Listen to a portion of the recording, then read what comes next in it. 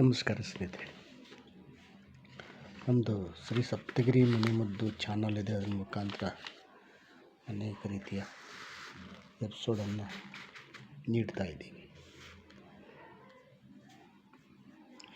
ಇದು ಕೋರಿಯಾಂಡರ್ ಬೀಜ, ಕೊತ್ತಂಬರಿ ಬೀಜ, ಧನಿಯಾಲು ಅಂತ ಕರೀತಾರೆ.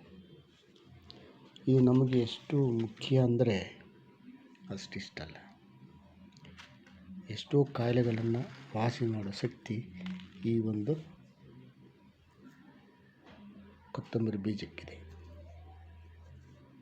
ಇದು ನಮಗೆ ಅಷ್ಟು ಒಳ್ಳೆಯದು ಮಾಡುತ್ತೆ.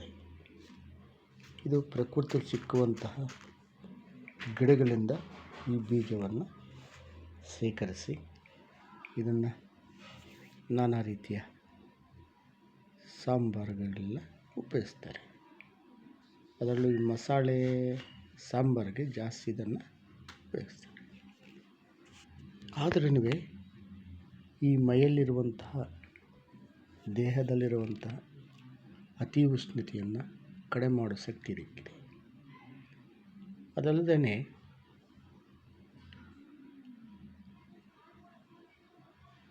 ಈ ಅತಿ ಹೆಚ್ಚು ಉಷ್ಣತೆಯಿಂದ ಜ್ವರ ಬರುತ್ತೆ.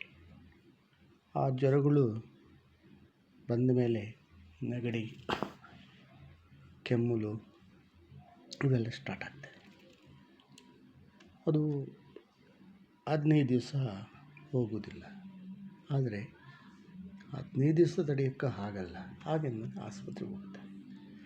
ಆಸ್ಪತ್ರೆಗೆ ಹೋದಾಗ ಆ ಇಂಜೆಕ್ಷನ್ನು, ಈ ಇಂಜೆಕ್ಷನ್ನು, ಆ ಸಿರಪು, ಈ ಸಿರಪು, ಆ ಟ್ಯಾಬ್ಲೆಟು ಅಂತ ಕೊಟ್ಟು ಸಸೆಪ್ಟಬಲ್ ಮಾಡ್ತಾರೆ ನಮ್ಮನ್ನು. ರೆಸಿಸ್ಟೆಂಟ್ ಆಗಲ್ಲ, ದೇಹ ಸಸೆಪ್ಟಬಲ್ ಆಗ್ತದೆ. ಅಂದರೆ ಹೋಗಿದ್ದು ಮತ್ತೆ ಬರ್ತದೆ. ಆ ರೆಸಿಸ್ಟೆಂಟ್ ಬರಬೇಕಂದ್ರೆ ನೋಡಿ, ಇದು ನಮ್ಮ ಪ್ರಕೃತಿಯಲ್ಲಿರುವಂತಹ ಬೀಜಗಳು.